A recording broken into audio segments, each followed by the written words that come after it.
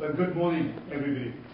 I hope all of you had a good flight and got here in time. Our colleague from Fiji won the award for the longest travel, which actually took him from Fiji to Sydney to Bangkok to London to Barcelona.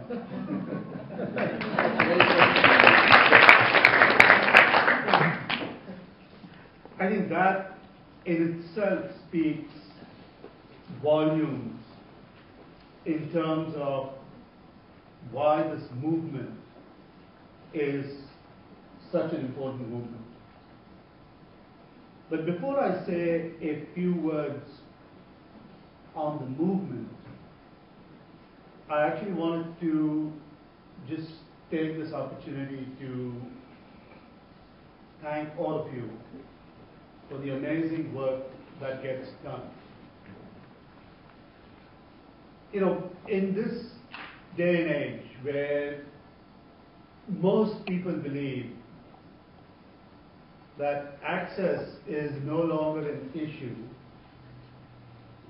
because of the proliferation of devices and technology that you see in people's hands, yet in the United States itself, there are 9 million kids who are dark, which essentially means that they have no access to information through any of these devices. Imagine any one of us not having access to our email for a day.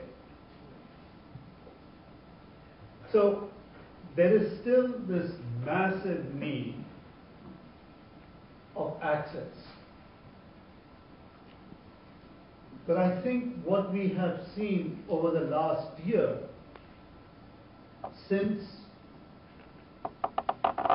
Tunis, Egypt, and as you've seen the Arab Spring roll into Occupy Wall Street and all of the various protests around the world, there is clearly a major issue that is brewing in our society. And that goes beyond what we all started off when the Telecentre movement first started, was to bridge the digital divide, that we are now really talking about the opportunity divide. There are people around the world that have no access, and therefore they need access to information and access to opportunities. Yet there are many people around the world that have had access but don't have access to opportunities which will either get them into jobs, put them on a path for further training or education, or provide them with a skill sets to start something on their own. So every one of us in this room, in some fashion or the other, is really addressing this issue. The issue is not just access. The issue is opportunity, that information, and information which actually turns into knowledge, and knowledge that turns into skills, provides. And because of the work that we all do as a global movement, many of you who are on the ground in these locations, whether it is our colleagues in Panama, Fiji, Rwanda, Russia, Egypt, you name it. It is in these communities that when I go to some of the most remote locations in the world, access becomes important. But what the Telecentre movement does is that it combines access to opportunities because it overlays that access with other resources that individuals and communities require. And those other resources come in the form of training, capacity building, comes in the form of entrepreneurial skills, comes in the form of access to resources and funding. It comes because you are able to provide linkages. And last night, some of us were talking about, is the Telecentre movement then playing the role of what the private sector should play, which is becoming an incubator and providing access to funding. And my reaction to that was that yes, in some ways it is competing, but when we look at the financial sector and we look at the private sector and businesses, in some ways they don't really reach the community in Siva, in Egypt, that is actually trying to use the Telecentre there so that they can create linkages with the dates that are grown from there and the market that they want to sell in Europe. Because there is really no amount of financial funding that will come from Cairo or from a broader Middle East financial market to make that happen. It is the same thing in a village in Norelia, or a small town in Norelia in Sri Lanka, that is actually trying to promote tourism there and get access to the global market.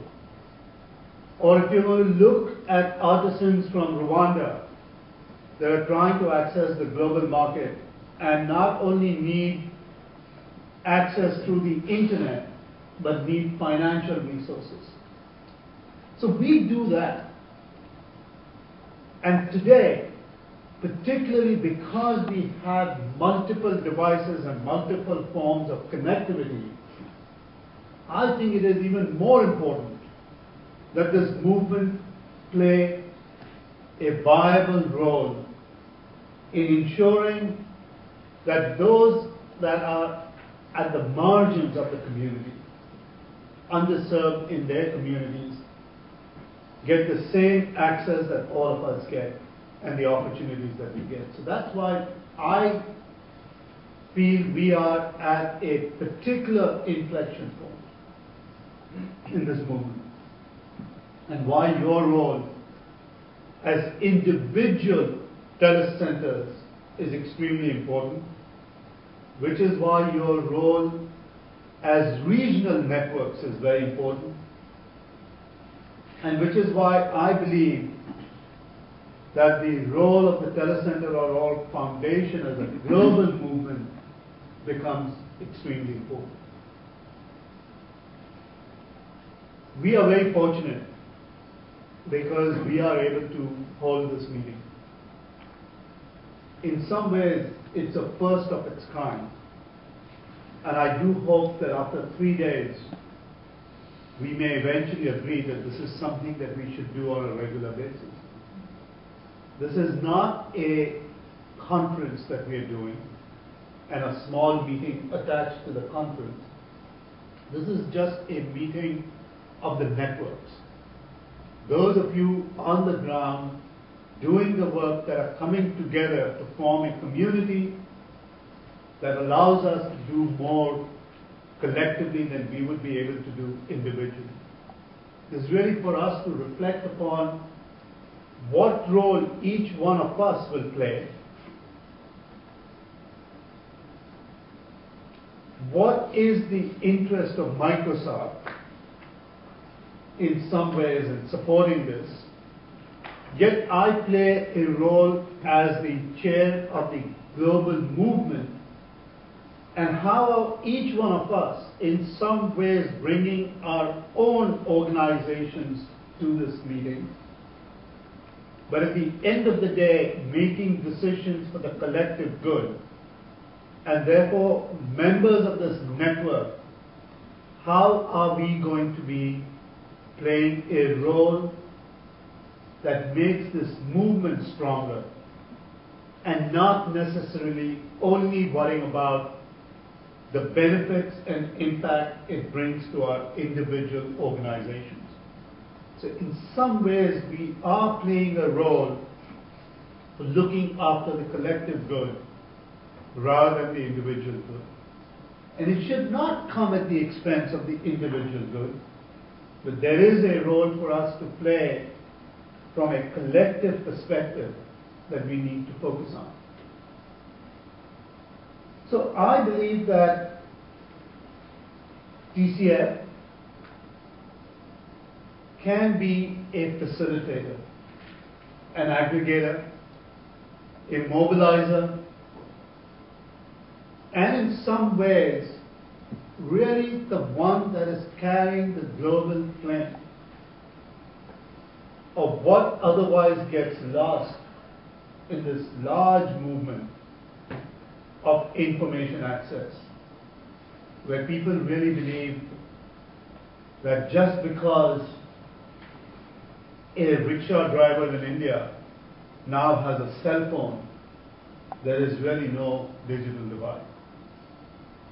So it is important for us to think about what we can do collectively. Miguel, who I will introduce in a moment, did spend with Tess a week here at the Global Congress, the Mobile Congress, and looked at opportunities that we had in really trying to connect to another global movement of mobile operators, mobile carriers, the mobile industry, and really look at how can we play the role of connecting to them so that we can carry their social agenda and provide input in terms of what is already happening, of how people are using mobile for social benefits, and how can that become a major pillar of the work that we do within the Telecentre movement. So it is very important for us to think of how technology is moving and how we can think of telecentres no longer as just providers of access. We have seen that change, that it is now a provider of critical services besides just access. But what I would like to see is for us to think of telecentres becoming the centres of innovation and where disruptive technologies emerge. Because it is only when the telecentres are going to become centres of innovation that you will actually see demonstrable and high impact on the community. Let me give you one example of how I think this is going to be possible. And for some of my colleagues who have heard me say this before will roll up their eyes, but for others who have not, you may find it quite amusing. Microsoft as a company launched a new gaming device called the Kinect for the Xbox. It is a 3D camera that detects motion. And now you can play a game without a controller. Your body becomes the controller. We've sold over 18 million devices in a year. Yet in the first 6 months of the release of the Kinect, which is a $150 device, there were thousands and thousands of individuals around the world that hacked into the Connect to create innovation for development purposes. Because individuals recognize the power of a $150 camera, which otherwise costs $10,000, and what you can do with it. People looked at it for medical diagnostic work. So if you read yesterday's New York Times or the Herald Tribune, there is a robot for office and phone work that is being developed by a company called iRobot, which actually uses the Kinect for motion detection. It is being used by institutes to put it on a robot to go out and look for victims buried under earthquake, because it can actually sense motion and detect motion, and it can put infrared cameras. It can give eyesight to the blind, because it can get connected through software to turn GPS visual signals into voice and provide. The point here is that others outside of a major company like Intel or Microsoft that will create platforms are going to innovate that will have direct impact on the people that we serve. And if we can see the Telecentre movement becoming the champion of these innovations, whether it is on a mobile, whether it is on a tablet, or whether it is on any other device that comes out, which companies are going to produce, then I think we get this amazing amount of additional resources that can come to us. The focus on women is one example of how we can start distinguishing the value of the movement to bring about social change. So I hope that over the next 3 days, we will keep this in mind. I do hope that we walk out of here being a much stronger movement. I do hope that we walk out of here with commitments that each one of us will take forward and sign up to do.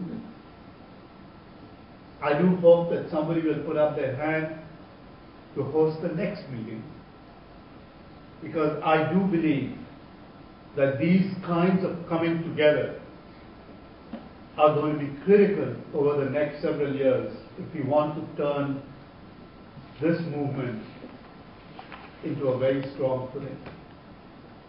It is already on a strong footing, because we have been very pleased that Miguel Mejia, who has been our colleague with the Telecentre movement since the very beginning, has agreed to take on a leadership role with us as our executive director. The board spent a lot of time looking at who can provide us with the leadership that is needed. We were fortunate that Miguel has agreed to take on this task. It's been now 6 months, right, Miguel? Maybe less than that. Yeah. Probably feels a year or more. Given the amount of work that he has put in to create a strategy, to develop a vision, and to put some steps forward that can help us turn where we are into a solid movement and organization that can show dramatic and specific results. So with that, thank you all very much for coming. I'm looking forward to having a great 3 days